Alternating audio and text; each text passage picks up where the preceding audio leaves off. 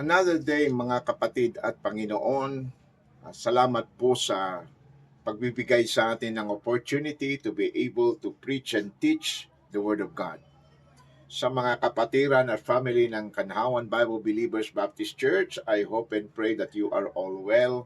Let us continue studying the King James Bible. Napag-aralan po natin sa lesson number 1 po natin patungkol po kay Apostol Pablo, wherein ang kanyang sabi sa salita ng Diyos ay being misinterpreted, misunderstood by many preachers. We rightly divide the word of truth, but we do not wrongly divide the word of truth. Yung title po ng ating message last week, patungkol po sa misunderstanding Paul's message, was about 2 Timothy 2:15, wherein he said, "Study to show thyself approved unto God, a workman that needeth not to be ashamed, rightly dividing the word of truth." However, on verse 7 of that same passage, 2 Timothy chapter 2, the Apostle Paul says, "Consider what I say, and the Lord give thee understanding."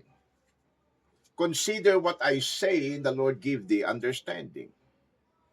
Napag-usapan po natin, ang ibig bang sabihin ni Apostle Paul dito ay atin na lang pag-aralan ngayon yung Romans to Philemon. Now look, I do believe that the book of Hebrews is written by the Apostle Paul. In our next study or other study, we're going to prove again that the Apostle Paul is the one being used by God to write that epistle. Okay? And we will explain the misunderstanding why many preachers does not want to include the book of Hebrews as the Apostle Paul's writing. Okay? Now, did Paul ever say in the scripture that we should only read his epistle, Romans to Philemon? We have talked about a few weeks or few days ago, the first lesson is that I quoted to you or I give you 1 Corinthians chapter 11, verse 1 that says, si Paul na mismo ang nagsabi, "Be ye followers of me," and we should, because sa kay Apostle Paul, ni-revealed, notice my word, the Lord revealed the mysteries na importante sa body of Christ in our age or in our time right now. We should follow Paul, be followers of me, but notice, even as I also am of Christ. Was the Apostle Paul following the Lord Jesus Christ? Certainly, he did. So the question is, bakit may mga kapatiran tayo who only wish to follow the Apostle Paul's writings and they do not want to adhere kung ano po yung sabi ni Jesus Christ sa Bible. Kaya nagiging John 1:12 is not for us, John 3:36 is not for us, John 3:16 is not for us. Not all. Hindi lahat ng mga kapatiran. Praise God. Now we have Bible believers who still clings to the true doctrine of Bible believers. And this video is not being made to attack or condemn, but the purpose of this video is so that we can learn to study the word of truth. Kasi minsan, hindi po makukuha sa ating mga puso na we want to stick on our own so-called doctrine, mga kapatid at Panginoon. So be ye followers of me, even as I also am of Christ. Now, 1 Timothy chapter 6, verse 3, the Bible says, si Paul na mismo ang nagsabi, "If any man teach otherwise, you teach otherwise, and consent not to the wholesome word," whole, buo, "even the words of our Lord Jesus Christ, and to the doctrine which is according to godliness." The Apostle Paul said, "He is proud, knowing nothing, but nothing about question and stripes of words." Yan pong nangyayari ngayon, puro atake. Wherein cometh, notice, envy. You check your heart, perhaps you are being envious now. Stripe, railing, evil surmising. Kaya po, may mga preachers tayo na ayaw nang maniwala sa preaching about hell. Nakakalungkot. May I ask, did Christ Jesus preach hell? He did.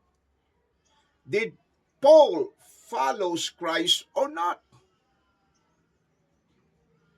We will talk about later on about the usage of Paul sa kanyang epistle, kung si Paul ba talaga ay nag-preach patungkol sa impyerno o hindi. Okay? Now, notice this, 2 Timothy chapter 3 verse 15. Somebody asked me, Pastor, kung totoo pong may impyerno, sabi ng isang preacher, bakit sinabi ng Diyos kay Adam, in the day that thou eatest thereof, yung bawal na fruits, thou shalt surely die. Dapat sana, ang sinabi ng Diyos doon thou shalt surely go to hell. Sorry mga kapatid, napatawa tayo, we are being serious now. Well, the reason that the Lord did not say that surely thou shalt go to hell is because in the first place, Luke chapter 3, basahin niyo po yung mga the son of doon, yung mga generation doon, and then mababasa niyo doon, the son of Enoch, the son of Methuselah, and then yung pinaka-last verse, the son of Adam, and Adam is the son of God. Kailan ba naging son of God si Adam? After the fall? Or when he was created by the Lord God, he was already the son of God. Of course, Luke chapter 3 is very clear that Adam is already the son of God. So paano sasabihin ng Diyos, thou shalt go to hell? Si Adam po hindi po type ng mga unbelievers. He is type of believers who may lose their relationship with God. They could die in the flesh like Romans chapter 8 verse 13. If you walk in the flesh, you shall die. But it does not mean you can lose your salvation. You can lose your fellowship. You can lose your peace, your joy, and everything. Another topic. Now let us again prove that the Apostle Paul was not referring to his writings only that we need to study now in our dispensation, but the whole Scripture. 2 Timothy chapter 3, ayon po sa salita ng Diyos, 2 Timothy chapter 3, I am using my tab because I can enlarge it, brethren. I have some problem with my eyes, if you will notice. Ito pong sabi ni Apostle Paul sa kanyang writing 2 Timothy 3:15. And that from a child thou hast known the Holy Scripture, he was addressing Timothy. And that from a child thou hast known the Holy Scriptures. Notice, which are able to make thee wise unto salvation. May I ask, was Timothy as a child reading the apostles or the Paul's epistle? Obviously not. Which are able to make thee wise unto salvation. Notice, through faith in Christ, through faith which is in Christ Jesus. Was the Apostle Paul the first to be in Christ? No, Paul mismo, sabi ni Paul, there are believers who were in Christ bago sa kanya. You see? Malinaw yon. And then, all scriptures is given by inspiration of God and is profitable for doctrine, for reproof, for correction, for instruction in righteousness. So yung scripture na binabasa o naituro kay Timothy, they are profitable for doctrine. So do not say na hindi tayo makakuha ng doctrine sa ibang books besides the Apostle Paul's epistle. That is a wrong interpretation of the scripture, mga kapatid sa Panginoon, if you are truly saved. Doctrine comes from all scripture. Kaya ang tamang turo po, hindi puro context tayo Comparing spiritual things with spiritual. Pag kumuha po kayo ng passage sa King James Bible at mag-stick kayo doon without comparing to other verses or scripture, other books, talagang maging mali-mali yung doctrine ninyo. Pag binasa nyo, for example, na sabi ni Jesus Christ doon ay kailangan na kung sino man ay ang hindi sumunod sa kanya, higit pa sa kanyang, higit pa sa iyong magulang, sa iyong kapatid o sino man, hindi worthy sa kanya. If you're going to fix on that context, you will be preaching wrong. If you're going to fix your lesson on outer darkness, for example, or there is no hell, for example, that this context says that the soul that sinneth, it shall die. So soul is like the body in the Old Testament, without comparing that to the New Testament, that now the body and the soul are being circumcised, made without hands, separated. Your doctrine will be messed up, mga kapatid. So did Timothy read and known Paul's epistle only that is able to make him wise unto salvation? No, it was all scriptures, and is given by inspiration of God, and it is profitable for doctrine. 1 Corinthians chapter 15, verse 1. Moreover, brethren, I declare unto you the gospel which I preach unto you, which also you have received, and wherein you stand, by which also you are saved, if you keep in memory what I preach unto you, unless you have believed in vain. Notice that. What is that gospel?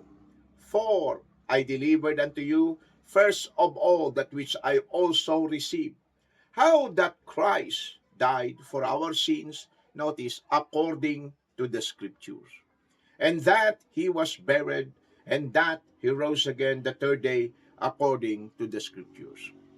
What is this scripture? Is this Romans to Philemon? Was the Apostle Paul referring to his writings only? That is misunderstanding Paul's message. Wala pa po yung sulat ni Paul ng panahon na to, hindi pa kompleto. And yet, the gospel is said is according to the scriptures. That's the whole book in the Bible. We need to rightly divide the book, but do not overmuch divide the Bible, mga kapatid. A false balance is an abomination unto the Lord. Kaya hindi pwedeng maging excuse. Ito yung context, itong sabi ng Panginoon doon pa, kapatid.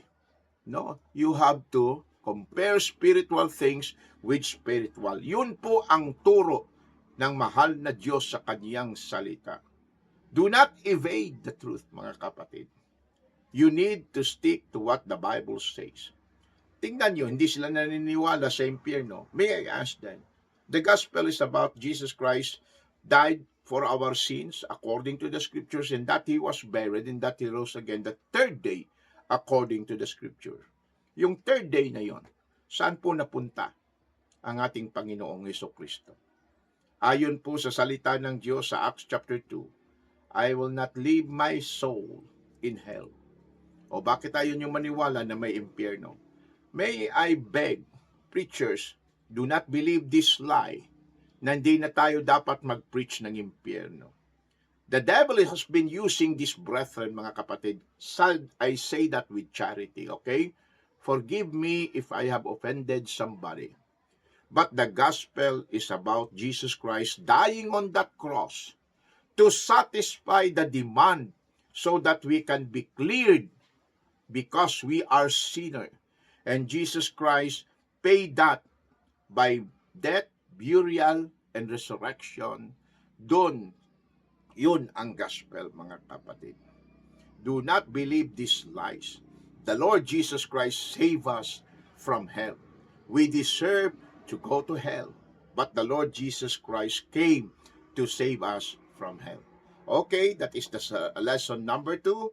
Bible believers, I hope and pray, especially Kanhawan Bible Believers Baptist Church, your pastor prays for you every day. I hope you will grow in grace. Remember, we're going to stand on the judgment seat of Christ someday. Do something for the Lord habang may panahon pa. God bless po sa inyong lahat. The Lord bless. Thank you. Bye-bye.